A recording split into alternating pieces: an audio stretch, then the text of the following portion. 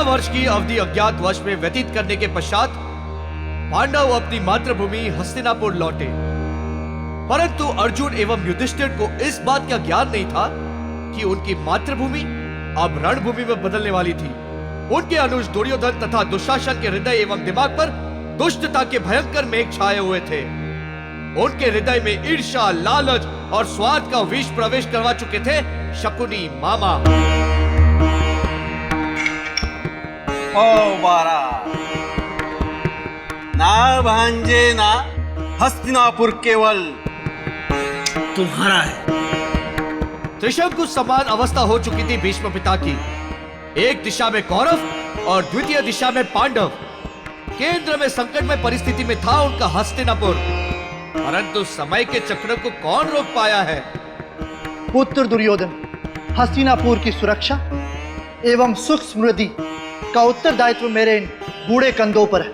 इन्हें मलिन देह के बोझ तले ना दबाओ। पांडवों ने वचन के अनुसार 13 वर्ष अज्ञातवास में व्यतीत किए हैं। अब समय आ गया है कि तुम भी अपने वचन का पालन करो। ना भांजे ना, चौपड़ में फेंके हुए पासे और मुख से निकला हुआ शब्द अमूल्य होता है। भावनाओं में विलीन होकर आज का समय मत गंवाओ पुत्र।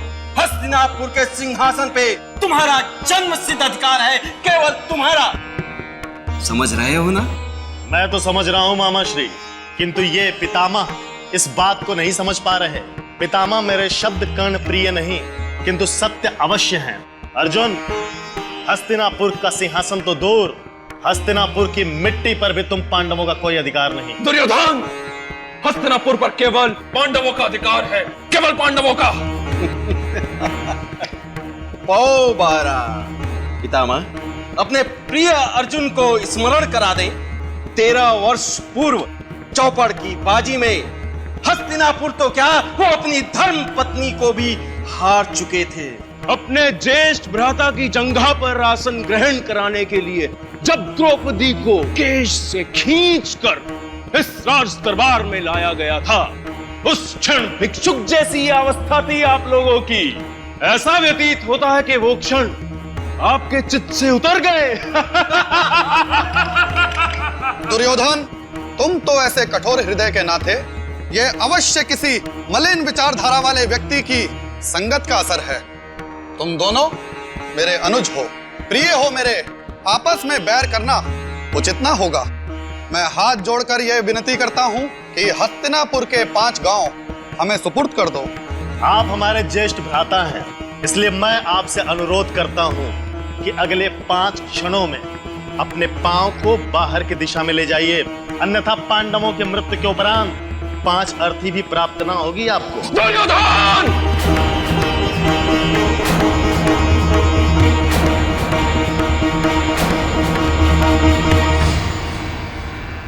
अर्जुन को तो गुस्सा आ गया पापा, अब क्या होगा? अब युद्ध होगा, युद्ध, वहां युद्ध। तुम अपनी सीमा पार करके अपनी मृत्यु को न्योता दे रहे हो। ना अर्जुन ना, अपने क्रोध पर संयम रखो। नहीं भ्राताश्री, नहीं, ये समय संयम रखने का नहीं है, आक्रमण करने का है। आप केवल अनुमति दीजिए। सुनो द्रोणाचार्य के प्रिय शिष्य अर्जुन, तुम अपने ये बाण और अपने भ्राताओं के साथ मुझसे युद्ध करोगे। तुम्हारे पास सेना का बल अवश्य है दुर्योधन, किंतु मेरे पास आत्मबल है। तुम्हारी मृत्यु तो निश्चित है, निश्चित। कार ने तुम्हारी बुद्धि को भ्रष्ट कर दिया। नाश काल विपरीत बुद्धि। युद्ध, युद्ध, युद्ध, आक्रमण! तत्पश्चात हस्तिनापुर की धरती पर कटौता के बीज बोए गए और शत्रुता की फसल काटी गई। अतः श्री महाभारत कथा।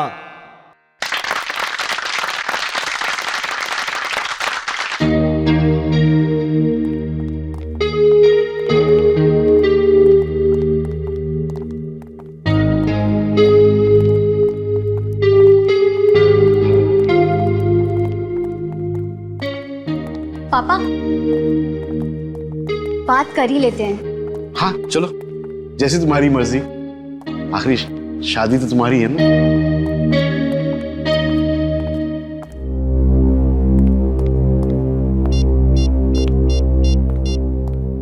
हेलो जी, नमस्ते सेठ जी, मुड्डू बोल रहा हूँ। सॉरी मैं आपका फोन उठा नहीं पाया। मेरा शो चल रहा था। हाँ हाँ सेठ जी, हम क्यों नहीं आएंगे। अरे सेठ जी, आपसे 1 लाख रुपए एडवांस ले चुके हैं, शो में क्यों नहीं पहुंचेंगे। समय अनुसार हम सब लोग सीरकपुर पहुंच जाएंगे। बस आपसे एक विनती है सेठ जी, आप मेरे कलाकारों के लिए वहां पर खाने पीने और रहने की व्यवस्था अच्छे ढंग से कर दीजिएगा। ओके सेठ जी। जी जी नमस्ते, नमस्कार। अरे दिवाकर जी आप, नमस्कार। नमस्कार नमस्कार। आप मुझे जानते हैं?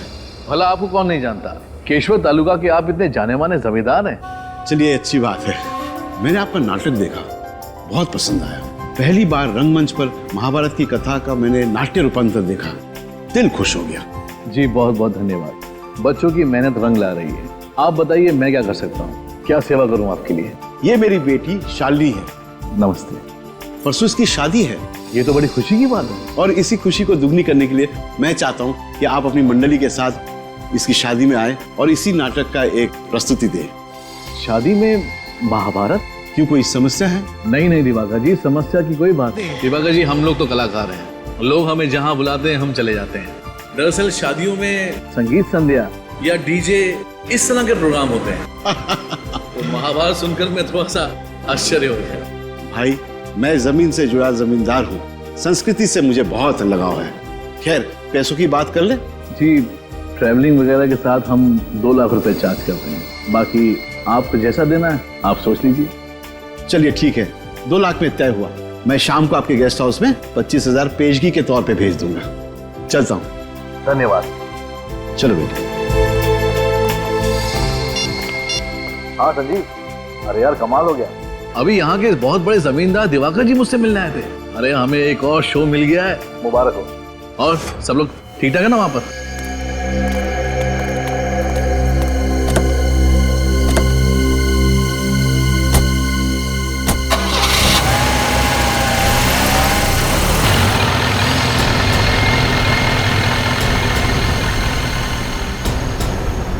देखो, मैं तुमसे पहले भी कह चुका हूँ और फिर से कह रहा हूँ, ये सब काम अब मुझसे नहीं होगा। और आज रात को ही मैं यहाँ से वापस जा रहा हूँ। मुझे रोकने की कोशिश मत करना, वरना मैं तुम्हारी पूरी पोल खोल दूंगा, चाहे उसके बाद मुझे सजा क्यों न भुगतनी पड़े। मैं तैयार हूँ, समझे? समझ गया। तुम्हारे जैसे होनहार कलाकार को मैं खोना तो नहीं चाहता, मगर क्या करूं, जाने वाले को कौन रोक सका है। मतलब क्या तुम्हारा? दुर्योधन का वध वैसे तो भीम ने किया था, मगर अफसोस ये काम अब मुझे करना पड़ रहा है। पिता के लाश ठिकाने लगा दो।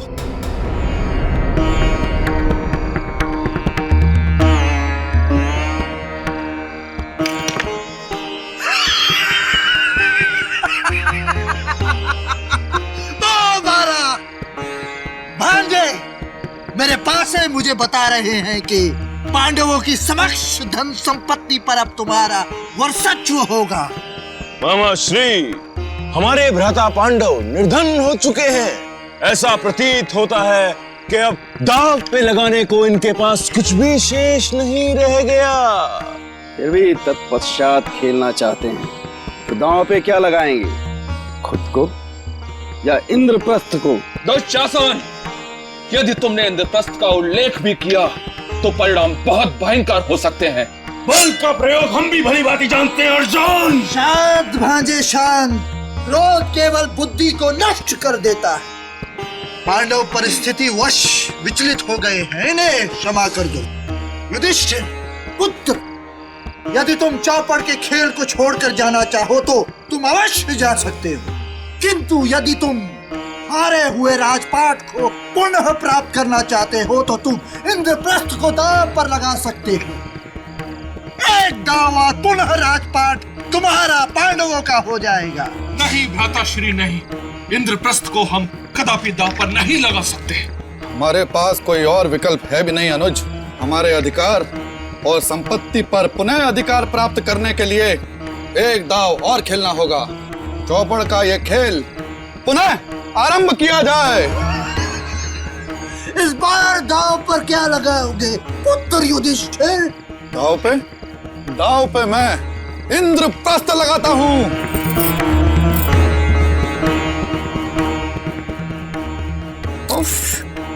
ये गहनों का वजन कितना ज्यादा है। सारी रस्में पूरे होने तक मैं इनका वजन कैसे झेलूंगी? दीदी, शादी करनी है वजन तो झेलना पड़ेगा ना। और वैसे भी आज एक ही दिन की तो बात है, जब आपकी शादी हो जाएगी ना, ये सारे गहने ना मुझे दे देना। अच्छा, मैं इनके वजन झेलने के लिए तैयार हूँ।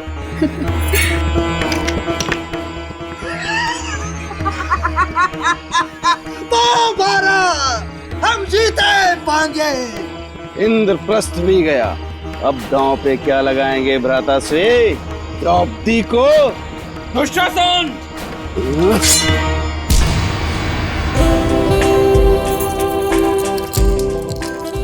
तुम्हारा फोन रिंग हो। हेलो केटरर, हाँ तुम वही रुको, मैं अभी आती हूँ। दीदी कमरे से बाहर मत निकलना, मैं अभी आती हूँ। ठीक है, मगर जल्दी आना। हाँ हाँ हाँ। हेलो,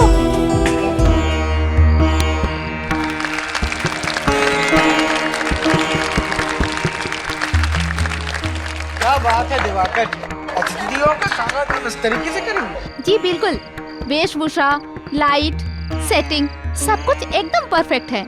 ऐसा लगता है कि मानो हम लोग सचमुच हस्तिनापुर में आ गए हैं। कितना अद्भुत है ये सब। हाँ कि जो भी चीज कम पड़ रही है ना, आप मुझे पहले बता दीजिए, बाद में मुझे कोई प्रॉब्लम नहीं चाहिए। हाँ अच्छा, स्वीट्स और अरे लेकिन वो तो मंगवाया था ना मैंने। अच्छा अच्छा, मेरी प्यारी बेटी शालिनी की शादी है, उसे यादगार जो बनाना है जी। और फिर जमाई राजा अमय और उनके माता पिता 2 घंटे में पहुंचेंगे केशवर। तो मैंने सोचा मेहमानों के लिए कुछ अलग तरीके का इंतजाम किया जाए। बुद्धू साहब जी, बहुत बहुत धन्यवाद। जी बहुत बहुत शुक्रिया, बहुत बहुत शुक्रिया। आप लोगों से निवेदन है, कृपया भोजन के लिए पधारें। आइए। अरे छोटी, तुम इधर? मैं शालिनी दीदी के साथ ही थी, मगर मुझे केटरर का फोन आया, उससे बात करने में बाहर निकली तो उसने कहा कि उसने मुझे फोन ही नहीं किया। इसका मतलब शालिनी, चलो चलो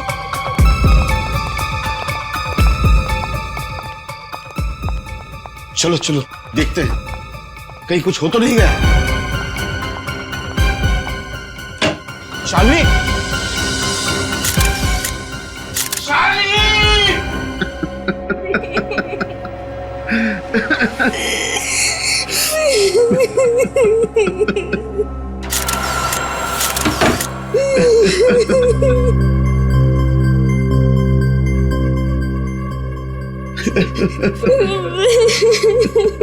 खून की उंगलियों के निशान, इस कांच को उसने कट करके अंदर आया है। वो एक गहना नहीं छोड़ा उसने शालिनी के बदन पर का भी, और ना अलमारी में जितने गहने थे वो भी, सारे के सारे लूट कर गया। सर खूनी पूरी प्लानिंग के साथ आया था। आश्रया, मौका देख के उसने ये सब किया है। जैसे उसने देखा कि सारे बाराती वहां मंडप में थे शादी के, और ये शालिनी बेचारी अकेली थी, बस उसने अपना काम कर लिया। लेकिन सर शालिनी के गले पर ये जो निशान है, ये निशान कैसे बना? ये तो बड़ा अजीब सा निशान।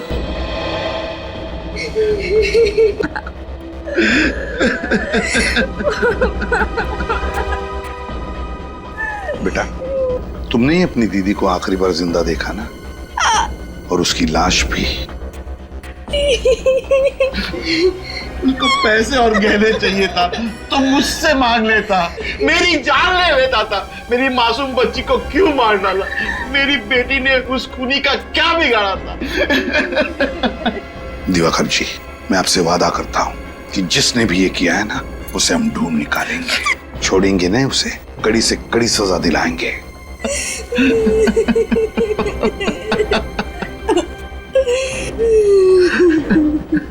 श्रेय, निशान उठाओ।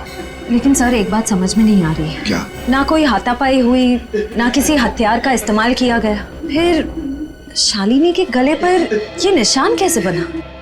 ये निशान कैसा, ये साळुंखे बताएगा, और साळुंखे ये भी बताएगा कि शालिनी की मौत हुई कैसे।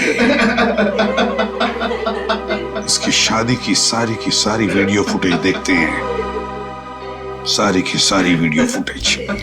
दिवाकर जी ने इतनी कड़ी सिक्योरिटी का बंदोबस्त किया था, उनकी सुरक्षा की जिम्मेवारी आप लोगों की थी, फिर भी इतनी बड़ी लापरवाही होगी। उनकी बेटी का खून हो गया, लाखों के गहने चोरी हो गए। आप लोग कहते हैं आपने किसी बार वाले को अंदर आते जाते नहीं देखा। क्या कर रहे थे आप? हमारा विश्वास कीजिए सर, हम तो कड़ी निगरानी रख रहे थे। शालिनी मैडम के कमरे में इतने सारे गहने थे कि उन्हें कोई बाहर ले जाए और हमारी नजरों से बच जाए, ये हो ही नहीं सकता। बाहर वाला नहीं, इसका मतलब ये हुआ कि ये काम किसी अंदर वाले का ही है। क्या आप हम पर शक कर रहे हैं? देखिए, हम बहुत अमीर और इज्जतदार लोगों में से हैं। हमारे पास पैसों की कोई कमी नहीं है। सर, हम तो शालिनी जी को ठीक तरह से जानते भी नहीं थे। हम तो यहाँ सिर्फ नाटक करने आए थे। हाँ सर, जब शालिनी जी का खून हुआ तब नाटक चल रहा था और हम सब लोग वहीं थे। हमें एक एक करके इन सब की तलाशी लेनी होगी। लेनी ही पड़ेगी तलाशी। चलो हटो। एक एक करके अपनी तलाशी दीजिए।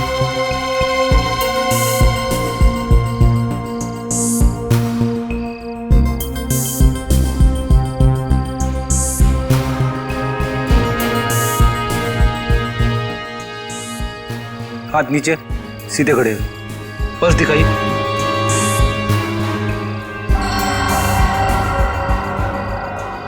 अपना पर्स दिखाइए।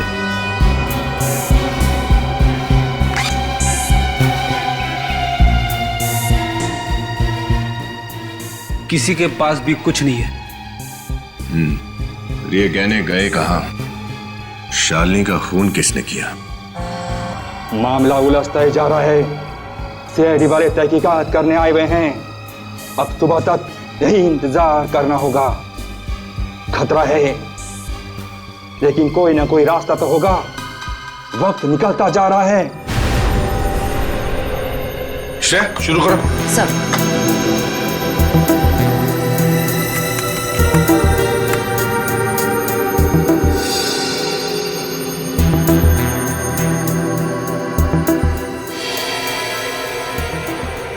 बहुत धूमधाम से की है शादी दिवाकर ने अपनी बेटी की।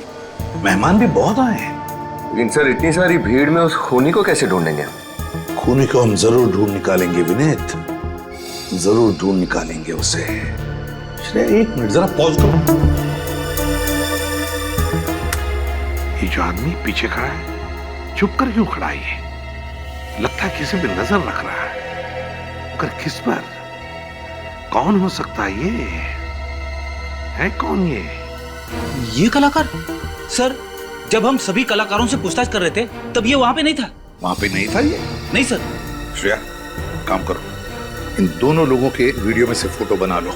जरूर इन दोनों का कोई ना कोई कनेक्शन है चोरी और खून में। लेकिन जिसने भी ये गहने चुराए हैं, लेकर कहां गया होगा वो गहनों को? शादी में इतनी टाइट सिक्योरिटी थी, उसे तो पता ही होगा सिक्योरिटी के बारे में। सर, कहीं सख्त पहरे की वजह से उसने वो गहने वहीं कहीं तो नहीं छिपा दिए जहां पर ये शादी हो रही थी? ये बात तो है सर। अगर वो गहने चुरा कर भागने की कोशिश करता तो पकड़ा जाता। लेकिन सर, हमने उस जगह का चप्पा चप्पा छान मारा था। गहने तो कहीं नहीं मिले थे और हमारा कांस्टेबल भी तो है वहां पर। एग्जैक्टली, हमारा कांस्टेबल भी तो था उधर। तो फिर कहां छुपा के रखे होंगे? मुझे नहीं लगता उसने शादी के मंडप में वो गहने छुपा के रखे हैं। मुझे तो लगता है उसने गहने घर के बाहर छुपाए हैं, जमीन के नीचे। आसान के बोल। पता चल गया कैसे मौत हुई लड़की की? देखिए मद्दू साहब, हम सब यहाँ केवल अपने शौक के लिए काम नहीं करते, अपना पेट पालने के लिए भी काम करते हैं। अगर आपने हमें हमारे पैसे नहीं दिए ना, तो हम सीरकपुर जाकर शो नहीं कर पाएंगे। अरे मेरे भाई केतन, तुम इतना गुस्सा क्यों हो रहे हो? और अगर तुम सीरकपुर नहीं आए तो फिर युधिष्ठिर का किरदार कौन करेगा? आप निभा लीजिए ना सर। युधिष्ठिर, भीम, अर्जुन, नकुल, सहदेव सब आप निभा लीजिए सर। ये तुम क्या कह रहे हो? देखिए सर, बिन आहार कलाकार बेकार, हमसे नहीं हो पाएगा सर। हमें हमारे पैसे दे दीजिए। क्यों?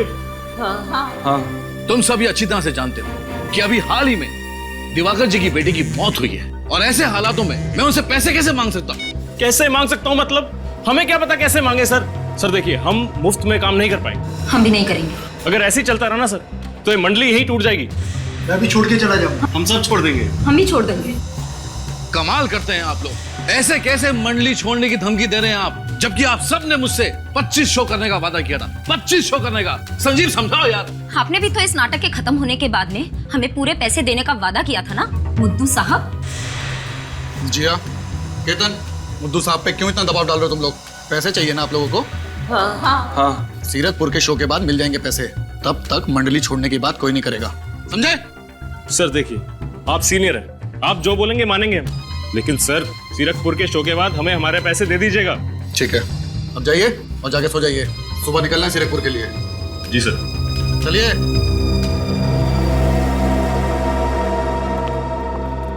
थैंक यू संजीव, ये सब लोग सिर्फ तुम्हारी बात सुनते हैं। आज के बाद तुम ही इन सबको संभालो। और हाँ, उस दिनेश को भी पता नहीं बिना बताए वो कहाँ गायब हो गया।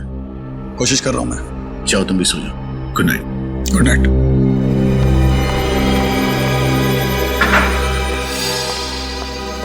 रोहन, कहाँ जा रहे हो? कहीं नहीं सर, बस वो एक बहुत जरूरी काम मुझे याद आ गया था, उसे खत्म करके आता हूँ। सब ठीक तो है ना? हाँ सर, सब ठीक है, कोई टेंशन नहीं है, मैं अभी आता हूँ। हाँ? और हाँ, जल्दी आना। हाँ सर।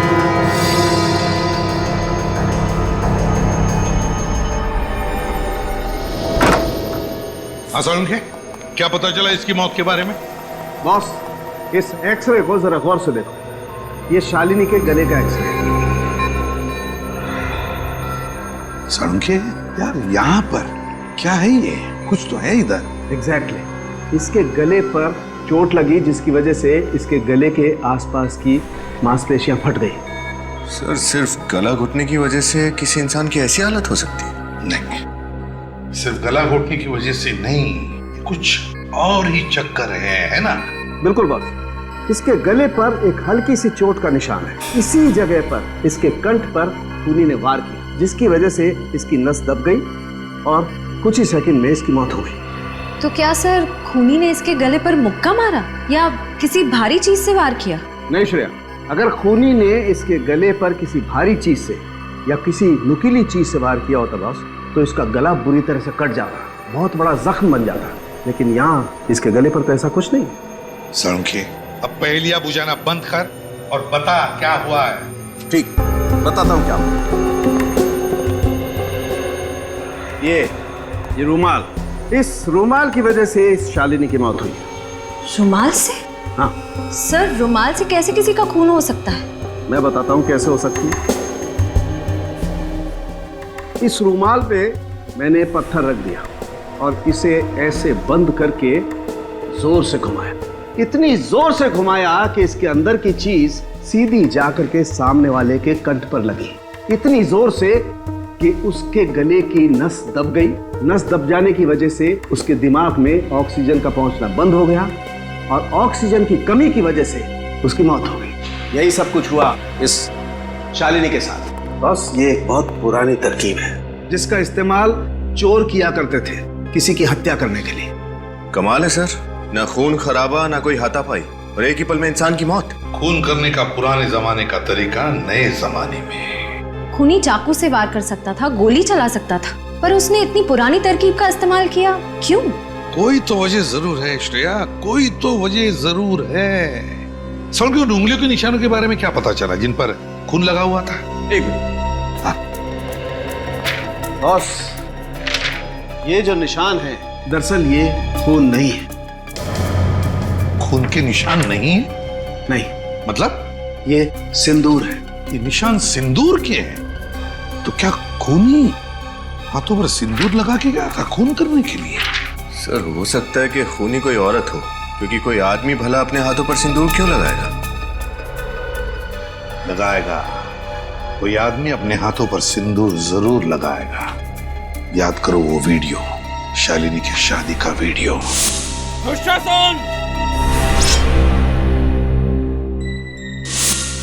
याद आया विनीत? शालिनी की शादी की वीडियो में एक नाटक चल रहा था, महाभारत का नाटक, और उस नाटक के एक कलाकार के हाथ में सिंदूर लगा हुआ था। सिंदूर, तो कहीं ये खून उस सिंदूर वाले कलाकार ने तो नहीं किया? ढूंढना पड़ेगा इस सिंदूर वाले कलाकार को।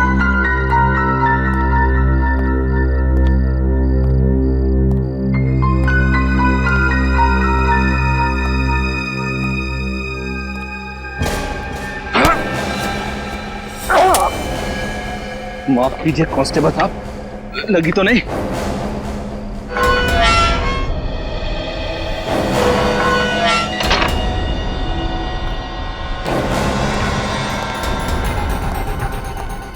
सीआईडी के यहाँ पहुंचने से पहले मुझे अपना काम खत्म करके जल्दी यहां से निकलना होगा। ये रहा।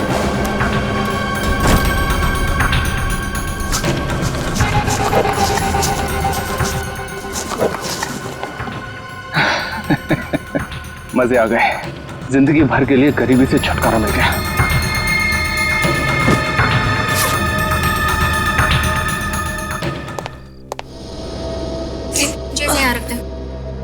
भाई अलीना, सब तैयार है? हाँ, सब तैयार है। गाड़ी भी आते ही होगी हमें ले जाने के लिए। 9 बजे तक पहुंच जाएंगे हम लोग। संजीव, अरे यार संजीव, बचा ले मुझे यार। क्या हुआ? अरे वो रूहान एन वक्त पे वो हमारे साथ ऐसे कैसे कर सकता है? अरे ठीक से बताइए ना मुद्दू साहब, क्या किया रूहान ने? ब्लड प्रेशर बढ़ा दिया मेरा। उसकी हिम्मत तो देखो, सुबह 5 बजे मुझे फोन करके बोलता है कि मुद्दू साहब बस अब मैं जा रहा हूँ, वापस कभी नहीं आऊंगा। भला ये कोई बात हुई? मतलब ये कि रूहान ने भी हमारी नाटक मंडली छोड़ दी? हाँ संजीव, ये सब क्या हो रहा है? पहले दुर्योधन गया और अब अर्जुन भी। सीरकपुर में हम अपना नाटक कैसे करेंगे? सुनो, वो तुम्हारा कलाकार कहाँ है जिसके हाथ में सिंदूर लगा हुआ था और वो अर्जुन का किरदार निभाता था? बुलाओ उसे। वो तो रूहान है। हाँ रूहान, बुलाओ उसे। कैसे बुलाएं उसे सर? हम उसे नहीं बुला सकते। नहीं बुला सकते क्या मतलब? बुलाइए उसे। सर, क्योंकि वो नाटक मंडली छोड़कर जा चुका है। क्या कहा? तुम्हारा ग्रुप छोड़कर चला गया? वो चला नहीं गया है, भाग गया है वो, समझे? भाग गया। सर, लगता है इस रूहान ने ही शालिनी का खून किया है और उसके गहने भी चुराए। रूहान का कमरा कहाँ है? आइए सर, ये कमरा है रोहन का। अच्छा, ये रोहन का कमरा है? जी सर। उसका कोई रूम पार्टनर था क्या? कोई रहता था उसके साथ इस कमरे में? कोई नहीं सर, रोहन यहाँ पर अकेले रहता था। रोहन अकेले ही रहता था? ठीक है, कमरे को अच्छी तरह से छान मारो, एक एक कोना। विनीत, इससे बाथरूम चेक करो। Yes sir.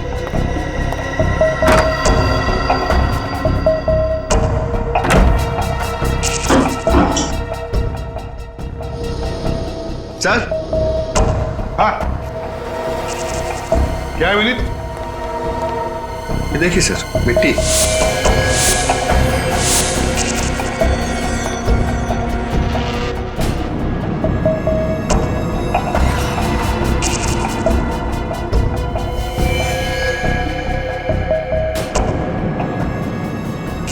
मिट्टी का पानी?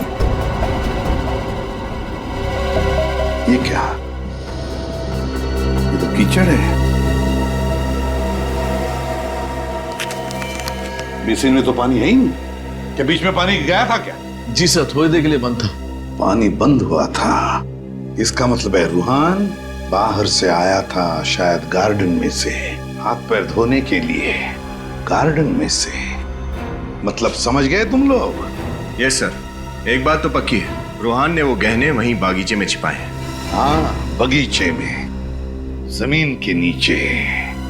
लेकिन अब तक वो गहने ले नहीं जा सका होगा। हमारा कांस्टेबल जो तैनात है वहां पर।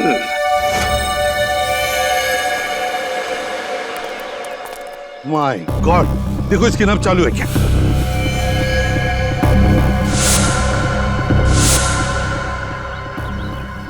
जिंदा है सर। एम्बुलेंस बुलाओ जल्दी। जिसका डर था वही हुआ है। गार्डन की तरफ चलो।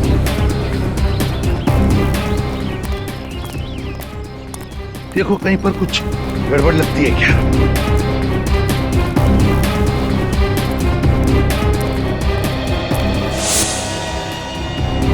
जूतों के निशान। ये क्या? यहां भी है। ये देखो, इस तरफ जा रहे हैं। ये देखो, देखा? वहां पर मिट्टी खुदी हुई है। अब देखते हैं।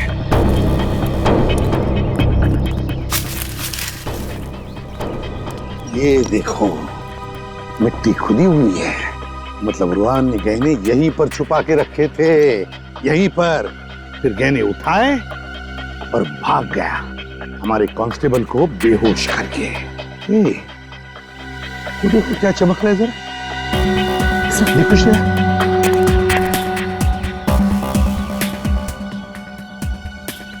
जरी का टुकड़ा। सर, हाँ? इस तरह की जरी तो दुल्हन के कपड़ों में इस्तेमाल की जाती है। दुल्हन के कपड़ों में इस्तेमाल होती है? हाँ सर। तो फिर इस रूहान ने वो गहने दुल्हन के कपड़े में ही लपेट कर रखे थे यहाँ इस गड्ढे में तो शालिनी को रूहान ने ही मारा है।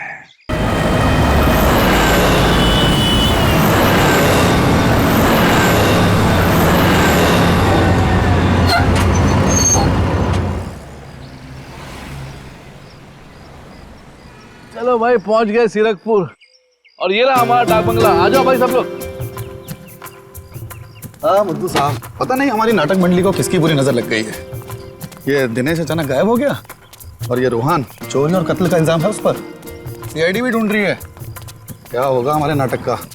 अब किसी ने सपने में भी तो नहीं सोचा था ना कि रूहान एक अपराधी निकलेगा। देखो भाई, केशवर में जो कुछ हुआ उसे भूल के अपने काम पे ध्यान दो। रात गई बात गई। लेकिन हाँ संजीव भाई, आज रात में जो 7 बजे का शो है उसका क्या होगा? तो क्या होगा? लाइट, साउंड और स्टेज की जिम्मेदारी हमारी है और उसे हम अच्छे से निभाएंगे। क्यों? और जगह भी चेक कराएंगे। लेकिन हाँ मुद्दू साहब, बतौर मैनेजर की जिम्मेदारी तो आपको अच्छे से निभाइए। मुद्दू साहब, एक ही कलाकार क्या अर्जुन भी बनेगा और शकुनी भी? नहीं, अपने साथ साथ आप हमारा भी मुंह काला कराएंगे। कम से कम कलाकार का तो इंतजाम करके दीजिए। अरे यार, संजीव कलाकार है, कोई भाजी तरकारी नहीं कि मार्केट गए और पाव किलो और किलो के हिसाब से ले आए। मैं कोशिश कर रहा हूँ ना यार। चल आओ सब आओ। सर, इस किट्टू पाने वाले को पूछ के देते हैं, शायद इसे कुछ पता हो। जी कहिए साहब, हमारा ही नाम किट्टू है। हम लोग सीआईडी से हैं। सीआईडी? हाँ, सीआईडी। इस फोटो को ध्यान से देखो और बताओ, इस आदमी को देखा है कहीं? इसका नाम रूहान है। इसे आखिरी बार नीले रंग की पैंट और हरे रंग की कमीज में देखा गया था। तो बताओ, क्या तुमने इस आदमी को देखा है? क्या तुम जानते हो इसे? हाँ साहब, इस आदमी को कैसे नहीं पहचानूंगा मैं, जानता हूँ मैं इसे। कहाँ देखा? साहब आज ही देखा है। कितने बजे? आज सुबह ही, यही कोई लगभग 9 बजे आया था साहब। 9 बजे? जी हाँ, 9 बजे। तुम्हें तो पता ही होगा ना, तुम्हारे यहाँ के जमींदार दिवाकर जी की बेटी का खून हुआ। जी हाँ, मुझे मालूम है। तो हमें इस आदमी पर शक है कि उनकी बेटी का खून इसने किया है। इस आदमी ने खून किया है? हाँ। क्या तुमने इसे अकेले ही देखा या फिर इसके साथ कोई और भी था? नहीं साहब, वो तो अकेला ही था। और क्या बता सकते हो इस आदमी के बारे में? हाँ साहब, उसने मुझसे पूछा था कि केशवर बस स्टॉप से सबसे पहली बस कितने बजे निकलेगी। केशवर बस स्टॉप, पहली बस? इतने सारे लोग तुम्हारे यहाँ पर आते होंगे खरीदारी करने के लिए, ये रूहानी तुम्हारे दिमाग में कैसे बैठ गया? याद कैसे नहीं रहेगा साहब, वो आदमी बहुत ही अजीब था। मतलब? देखिए साहब, उसकी वजह से मेरे हाथ पे चोट भी लगी है। ये चोट कैसे लगी तुम्हें? क्या उसने तुम्हें मारा था? नहीं साहब, मारा तो नहीं था। तो फिर कैसे लगी? जब आखिरी बार आया तब। ये लो साहब। अरे ऐसे क्या चिल्ला रहे हो? हाथ पे लगा है, गर्दन पे नहीं लगा है। अगर गर्दन पे लगता ना तो तुम्हारी मौत भी हो सकती थी। ये तो बहुत ही खतरनाक है। 15 मिनट में बस स्टॉप से पहली बस मिल जाएगी आपको। ठीक 6 बजे निकलती है बस।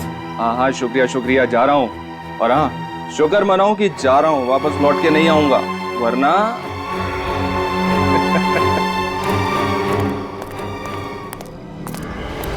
रुमाल में पत्थर बांधकर रुमाल घुमाता था। यही है हमारा आदमी, यही है। Thank you. सर, कहीं रूहान सारे गहने उस काले बैग में रखकर भाग तो नहीं गया? सारे गहने लेकर भाग गया है वो, मगर शहर की तरफ उन गहने बेचने के लिए। कला भवन नाटक मंडली के कलाकार पर शक है मुझे। रूहान नाम है उसका, रूहान। हाँ, वो यहाँ से काले बैग में गहने लेकर शहर की तरफ आ रहा है, वो गहने बेचने के लिए। देखो, हाथ से निकलने न पाए, उसकी फोटो भेज रहा हूँ मैं तुम्हें। गुड। और अभिजीत से कहना इस कला भवन नाटक मंडली का पूरा इतिहास निकालने के लिए, पूरा इतिहास, सिर्फ रूहान पर नहीं, इस नाटक मंडली के सारे कलाकारों पर शक है मुझे। Okay? Keshwar bus stop, let's go. Sir, ये जीवराम जी हैं, ये नचिकेत जी। नमस्ते सर। ये रंगमंच के बहुत पुराने कलाकार हैं। इन्होंने देश भर में नाटक के कई प्रयोग किए। जीवराम जी, नचिकेत जी, हमें आपकी मदद की जरूरत है। अगर हम सीआईडी के कुछ काम आ सके तो ये हमारा सौभाग्य हो। पंकज,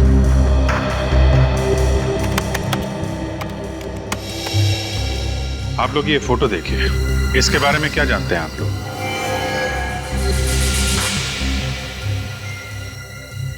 क्या बात है, इस फोटो को देख के आपके चेहरे के हाव भाव कुछ बदल गए?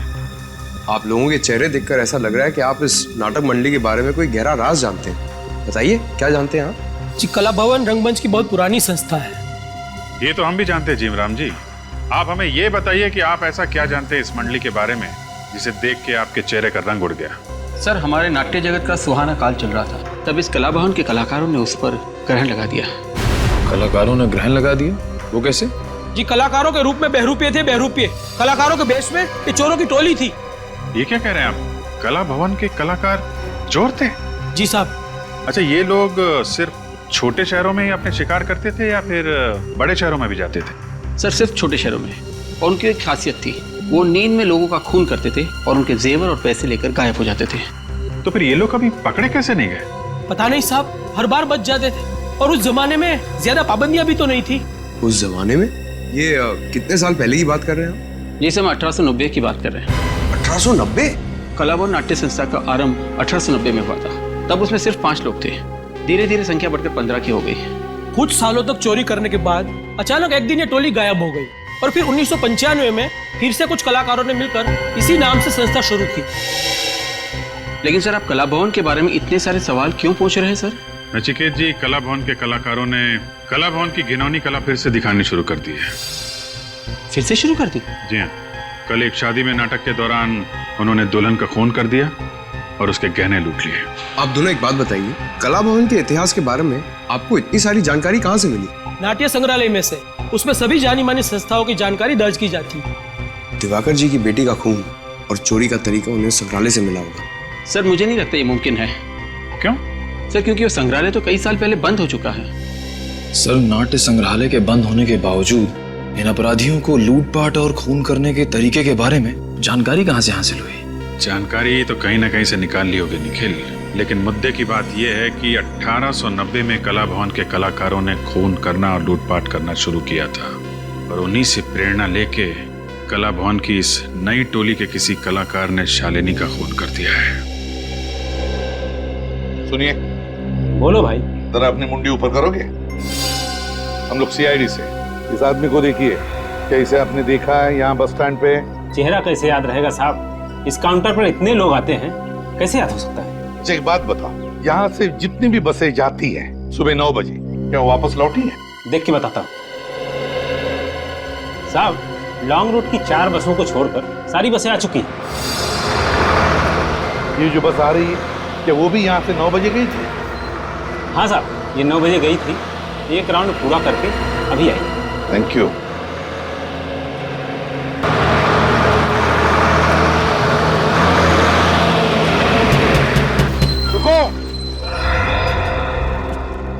अरे क्या चाहिए आपको? कौन है आप लोग? हम लोग सीआईडी से। एक बात बताओ, इस आदमी को जानते हो? जी साहब। साहब, ये तो वही आदमी है जो उस लड़की के साथ था। लड़की? कौन लड़की? कुछ बता सकते हो उसके बारे में? हाँ साहब। साहब, उसने लाल रंग की स्कर्ट पहनी हुई थी, व्हाइट शर्ट, बड़ा सा चश्मा लगाया हुआ था, स्कार्फ और पाँव में लंबी एड़ी वाला सैंडल था साहब, जैसे वो शहर की लड़कियां पहनती है ना साहब, वैसा। और क्या बता सकते हो? साहब, हम जब यहाँ पर पहुंचे तब तो ये लड़की यहाँ अकेली खड़ी हुई थी, शायद इसी आदमी का इंतजार कर रही थी। बाद में जब बस यहाँ से निकलने लगी तो ये आदमी यहाँ भागता हुआ आया। ये दोनों एक दूसरे को देखकर मुस्कुराए, फिर हमारी बस में चढ़ गए। अच्छा, और उतरे कहाँ? साहब, वेलापुर स्टॉप पे उतरे थे 11 बजे। वेलापुर 11 बजे? मतलब ये रूहान वेलापुर गया है। वेलापुर। घड़ी आ चुकी थी संबंधों के प्रलय की। निश्चित करना था दानवीर करण को कि वो किसका समर्थक बने, अपने परम मित्र एवं संरक्षक दुर्योधन का या अपने सौतेले भ्राता पांडवों का।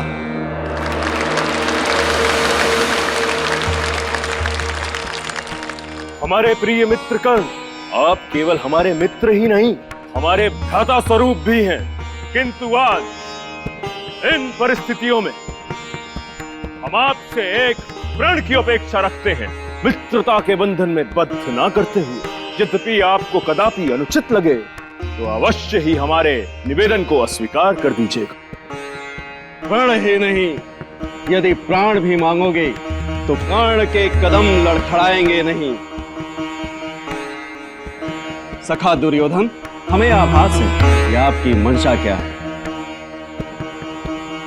मैं सूत पुत्र कर्ण वचनबद्ध होता हूं कि महाभारत के युद्ध में जिस समय तक मेरे शरीर में श्वास रहेगी, शत्रु की तलवार आपके शरीर से रक्त की एक बूंद भी निकाल न सकेगी।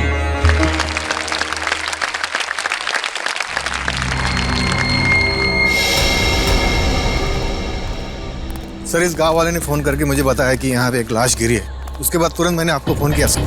ये देखिए सर, यही वो लाश।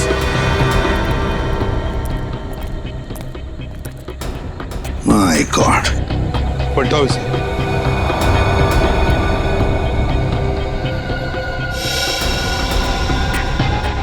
सर ये तो रूहान है।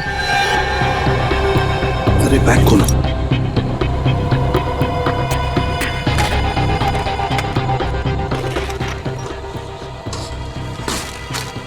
देखो कोई गहने हैं क्या इसके पास, अच्छी तरह से चेक करो।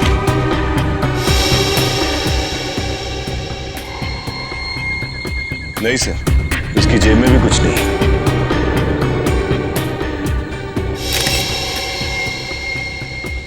सर ये देखिए, रूहान के गले पर बिल्कुल वैसा ही निशान है जैसा शालिनी के गले पर था। सर वो काला बैग भी कहीं नजर नहीं आ रहा है। वही तो, काला बैग भी नहीं, गहनों का नामो निशान नहीं। इसका मतलब है रूहान का खून उन गहनों के लिए ही किया गया है, और जिसने भी ये खून किया है बड़ी बेरहमी से पॉलिथीन बैग में उसकी लाश को डाल दिया है। किसने किया होगा रिहान का खून? कहीं वो लाल स्कर्ट और सफेद शर्ट वाली लड़की तो नहीं? जरूर उसी लड़की ने खून किया है रूहान का। और है कौन ये लड़की? लाल स्कर्ट और सफेद शर्ट वाली।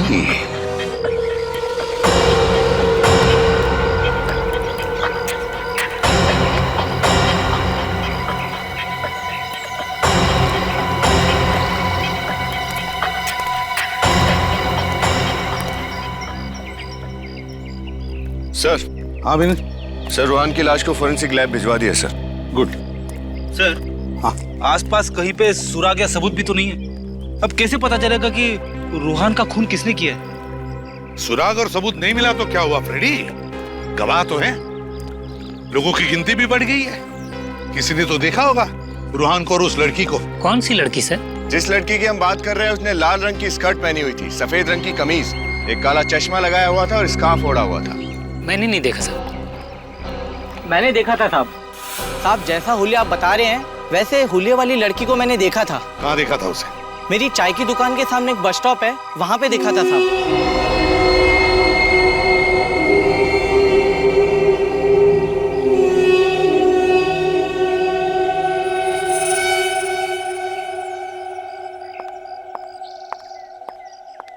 एक फोन करना था। लोकल का 5 और एसटीडी का 10 रुपया 1 मिनट का। ठीक।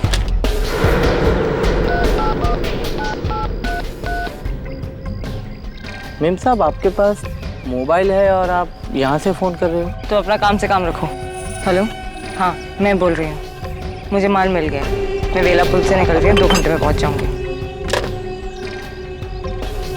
ये लो, छुट्टा देने की जरूरत नहीं। अजीब लड़की है।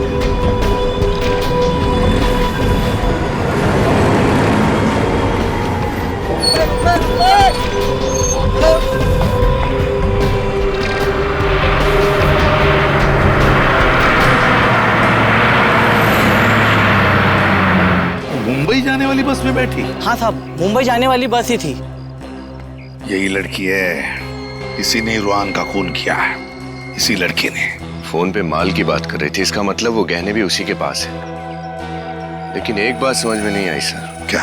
यहाँ से मुंबई का रास्ता करीब 4 घंटे का है, लेकिन उसने फोन पर कहा कि वो 2 घंटे में पहुंच रही है। अच्छा, मुंबई 4 घंटे की दूरी पर, और उसने फोन पर कहा कि वो 2 घंटे में पहुंच जाएगी।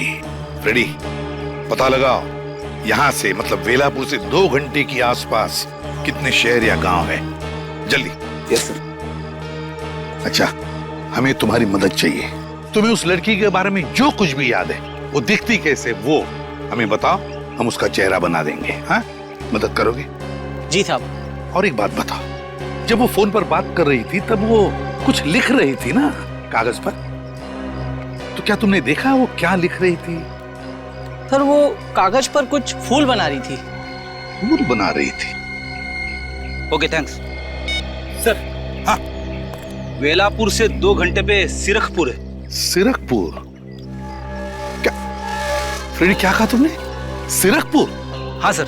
सिरखपुर? अरे यही तो वो जगह है जहां पर इस नाटक मंडली का अगला शो है, कला भवन नाटक मंडली का। सिरखपुर। मगर सर अगर ये लड़की सीरकपुर जाने वाली थी तो उसने मुंबई जाने वाली बस क्यों ली? यही तो, ये लड़की बड़ी खड़बड़ है, बड़ी चालाक है। इसे पकड़ने के लिए जाल रचना पड़ेगा। कला भवन नाटक मंडली का नाटक महाभारत। महाभारत